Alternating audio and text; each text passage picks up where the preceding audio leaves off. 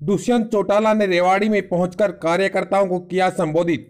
इस दौरान दुष्यंत चौटाला ने कहा कि जिस प्रकार से संगठन का विस्तार पूरे प्रदेश में चल रहा है, जिला रेवाड़ी की ये पहली औपचारिक बैठक है और कार्यकर्ताओं की ये जिम्मेवारी है कि आज से 60 दिन बाद लोकसभा के चुनाव हमारे बीच में। जिम्मेवारी कार्यकर्ताओं की यही लगाई जाएगी कि एक बूथ 10 यूथ के माध्यम से हर बूथ पर संगठन को मजबूत किया जाए। और परिस्थितियां आज प्रदेश में बहुत अनुकूल हैं। लोग परिवर्तन चाहते हैं, लोग चाहते हैं बदलाव आए, लोग चाहते हैं देश नई दिशा पर चले और उसके लिए एक जन भावना जननायक जनता पार्टी के प्रति जुड़ी। तमाम कार्यकर्ता साथियों से आज यही निवेदन करने यहाँ पहुँचे हैं कि वो संगठन को मजबूत करने के लिए बूथ लेवल पर एक तो सदस्यता अभियान और दूसरा एक बूथ 10 यूथ के माध्यम से नए साथियों को ज़्यादा से ज़्यादा संख्या में जोड़ने का काम करें। लोकसभा के चुनाव जिस प्रकार से जींद का उपचुनाव रहा और जननायक जनता पार्टी के उम्मीदवार को 38,000 वोट आए, आज हमें ये टारगेट लेकर चलना है कि 38,000 से प्रदेश में सरकार नहीं बनेगी। हमारा यही टारगेट है कि लोकसभा चुनाव को देखते हुए 38 लाख वोट हम कम से कम प्रदेश में सिक्योर कर इस प्रदेश का सबसे बड़ा और सबसे मजबूत संगठन बनने का काम करें।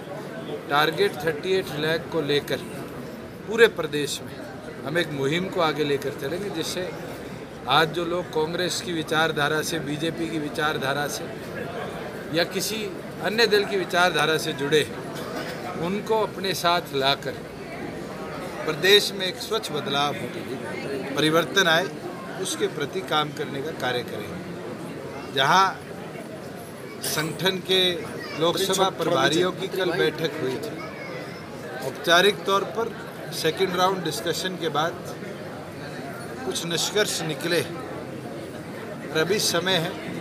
हरियाणा में इलेक्शन की जो नोटिफिकेशन है वो 14 अप्रैल से लागू होगी। तो हमने भी सभी लोकसभा प्रभारियों को ये कहा है कि आप दोबारा बूथ लेवल पर जाकर अगले 15 दिन में एक और रिपोर्ट तैयार करें, जिसके ऊपर कार्य कर आगामी लोकसभा की रणनीति को मजबूत तौर से बनाया भी जाए और पार्टी के जो कैंडिडेट होंगे प्रोस्पेक्टिव, उनको भी फिर मैदान के अंदर एक्टिवली इन्वॉल्व करने का काम जननायक जनता पार्टी करेगी। सर, गठबंधन की भी संभावना है कुछ?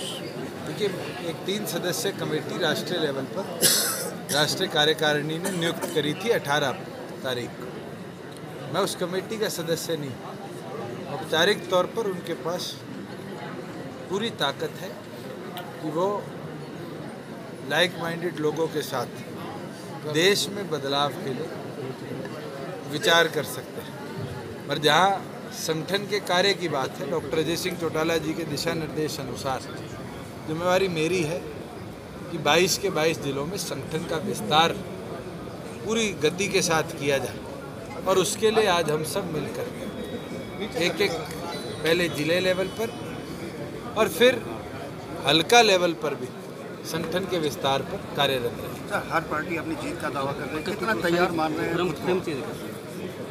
मैं तो ये मानता हूँ कि अगर हम 40 दिन के अंदर 0 से 38,000 पर जींद में पहुँच सकते हैं तो हम पूरी तौर पर तैयार हैं। आज माइक्रो मैनेजमेंट की ज़रूरत है और एक बूथ 10 यूथ के मामले से माइक्रो मैनेजमेंट का जो कार्य है, बूथ लेवल पर संगठन को कैसे मजबूत किया जाए, उस पर आज के दिन भी मजबूती से हम काम।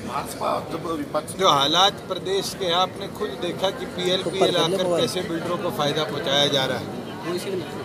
लास्ट कैबिनेट मीटिंग में 2 बिल पारित किए गए, आउट ऑफ एजेंडा, दोनों बिल्डरों के लिए थे। उससे पहले मैंने स्वयं, मुख्यमंत्री ने किस तरीके से ज़मीन की आवंटन के अंदर सरकारी ज़मीन को फ्री ऑफ कॉस्ट एक बिल्डर के फ़ायदे के लिए पहुँचाने का काम किया, उसके दस्तावेज रखे थे। अपने आप में दर्शाता है कि आज भाजपा ना तो रोजगार की बात करती, ना कहीं महिला सुरक्षा की, किसान के सशक्तिकरण की, कर्मचारी के सम्मान की, इन तमाम विषयों को छोड़कर इस चुनाव पर कहीं ना कहीं नेशनलिज्म की मोहर लगाना चाह रहे हैं। पर देश की जनता जान चुकी, जो लोग नेशनलिज्म की बात कर रहे हैं वो कहीं ना कहीं अपने क्रेडिट के लिए हमारी सेना को कमज़ोर करेंगे। और भारत के अंदर हरियाणा की धरती वो धरती है जिसमें हर घर से सैनिक जाता है, नहीं तो भारतीय सेना का हर 10वां जवान हमारी धरती से आता है। हमें गर्व है उन माताओं पर, उन बहनों पर जिनका सुहाग, जिनके बेटे आज बॉर्डर की सुरक्षा के लिए खड़े हैं।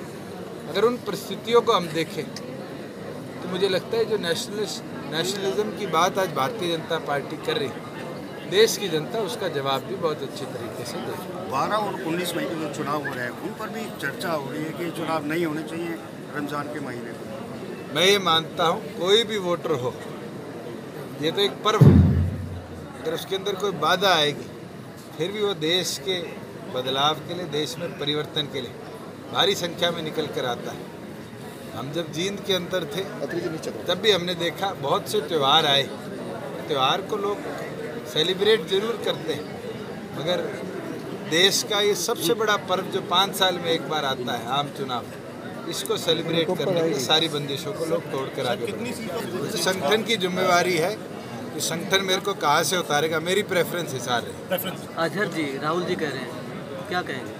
अजहर को, आतंकवादी को जी कह के बुला रहे हैं। अब इसके अंदर तो फिर बीजेपी के लोग भी जी कहते हैं। मैं तो कल परसों भारतीय जनता पार्टी के मंत्री का बयान कह रहा था, वो भी आसिफ जी कह रहे थे। अब ये किस तुलना में किया गया है और किस आतंकवादी को क्या उपाधि दी गई, ये तो उनके संगठन के लोग ज़्यादा विस्तार से बता सकते हैं। वैसे कितना उचित था एक आतंकवादी के आगे जी लगा? हिंदुस्तान के अंदर जी शब्द जो है ये किसके आगे किस समय लग जाए और उसकी भूमिका क्या बन जाए, इसके ऊपर मैं टिप्पणी करूंगा तो शायद अच्छा ना लगे। जिन लोगों ने ये कहा है शायद उनसे पूछिए कितना अच्छा था या कितना था। आपकी खुद की क्या राय है इसको? मैं आपको, अगर मैं पत्रकार जी बोलूँगा तो मेरी भूमिका अलग रहेगी। मैं आपके नाम के आगे जी लगाऊंगा तो अलग रहेगी, और आपके सरनेम के आगे जी लगाऊंगा तो उसकी रिस्पेक्ट अलग रहेगी। किस संशय में बोला गया, कब बोला गया, मेरी टिप्पणी करना इस पर जायज़ नहीं। सर, इनेलो के साथ कुछ संभावनाएं हैं समझौते?